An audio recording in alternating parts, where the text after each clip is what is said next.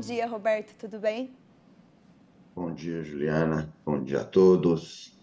Primeiro, agradecer o convite do Conselho Federal de Medicina Veterinária e do Canal Rural. Obrigada a você pela sua presença e vamos às perguntas, vamos entender mais aí sobre a salmonela na granja. Então, para começar, né, para os produtores em casa entenderem de que forma essa bactéria pode contaminar a granja de suínos. Olha, como você mencionou, né, a salmonela é uma doença que infecta diferentes espécies animais, inclusive o homem. Então, dependendo do sorotipo, você já mencionou que tem os dois principais aí, cólera suis e tifimúrio, né? Tem até uma prima da tifimúrio que chama monofásica. E dependendo do sorotipo, é, essa contaminação da granja ela é mais fácil ou mais difícil. Vou dar como exemplo a Salmonella cholera suis. Salmonella cholera suis, ela é uma bactéria, um sorotipo que tem mais fatores de virulência, ou seja, tem maior capacidade de causar a doença.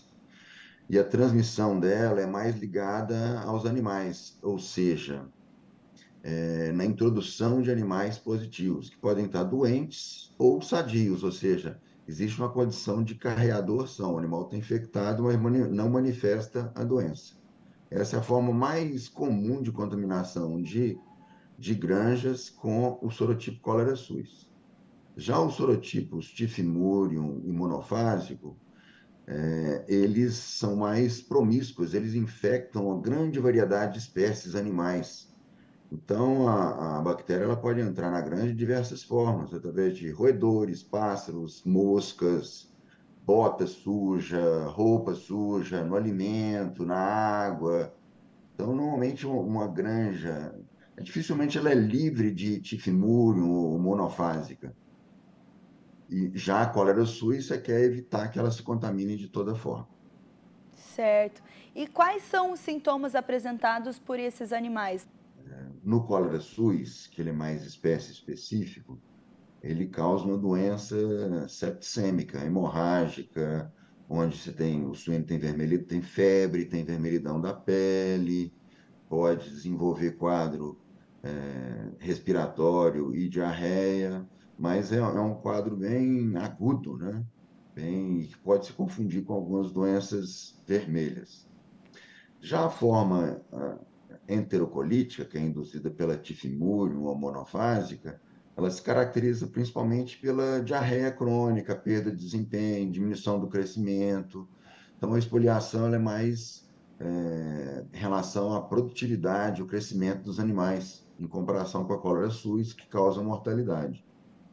Uhum. E quais são as principais medidas preventivas que o produtor deve adotar para combater a doença na granja?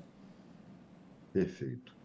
Bom, no caso da cólera suis, que dá a forma septicêmica que eu mencionei, você não quer que a granja se infecte de maneira alguma.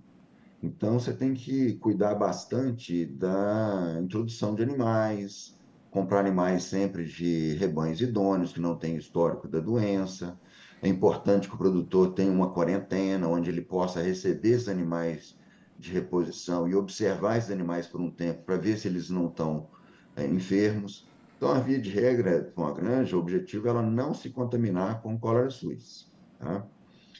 Caso ela se contamine e já seja uma granja positiva, as maneiras de se controlar o problema elas estão relacionadas com diminuição da pressão de infecção ambiental, ou seja, tem que trabalhar bem com limpeza, higienização, vazio sanitário, e também com a diminuição de condições estressantes para os suínos, né? Haver lotação, densidade de animal nas baias, oferecimento de uma alimentação adequada, água à vontade, uma ambiência adequada para os animais. Então, basicamente, é reduzir a quantidade de bactéria no meio ambiente e favorecer que o animal responda bem a essa infecção.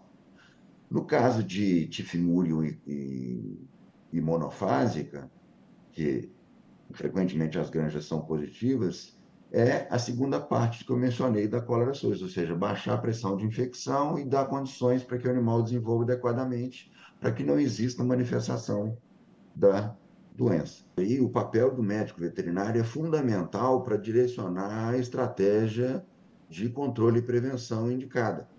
Via de regra, em quadros de surto de enfermidade salmonela nas granjas, as condutas escolhidas e optadas pelos médicos veterinários, elas são com um tratamento emergencial com antimicrobianos, de forma injetável nos animais enfermos e na água nos contactantes. Em algumas propriedades existe a condição também de medicação na ração. Então vai depender de granja para granja, de condição, de forma de apresentação, e o médico veterinário responsável técnico pela granja que tenha condições de tomar essas decisões da melhor maneira possível.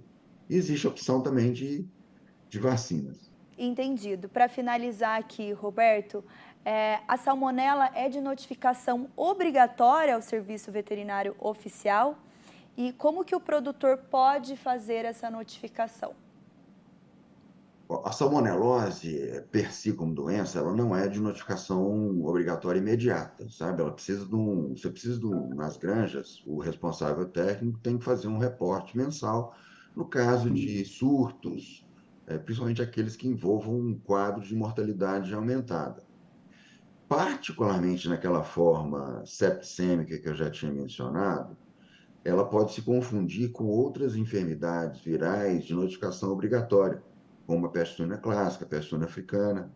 Então, em situações onde existem essas formas septicêmicas ou chamadas de doenças vermelhas, aí sim, essa notificação ela deve ser feita. Essa notificação é feita pelo médico veterinário, que entra em contato com o órgão fiscalizador estadual,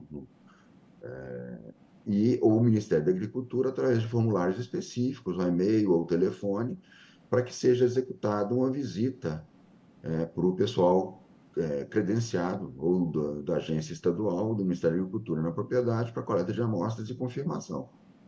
Então, o papel do médico veterinário é, mais uma vez, importante nessa notificação. Certo, Roberto. Muito obrigada pela sua participação. Acredito que todas as informações foram muito esclarecedoras aí para o produtor. Obrigada, viu? O prazer foi todo meu. Vale reforçar mais uma vez aos médicos e veterinários e zootecnistas que o recadastramento no sistema CFMV-CRMV está sendo realizado de forma digital. Caso ainda não tenha feito, atualize seus dados e receba a nova cédula profissional diretamente em sua residência. A nova versão será disponibilizada tanto em formato físico quanto digital. E através desse QR Code que está aqui na tela, você obtém mais informações.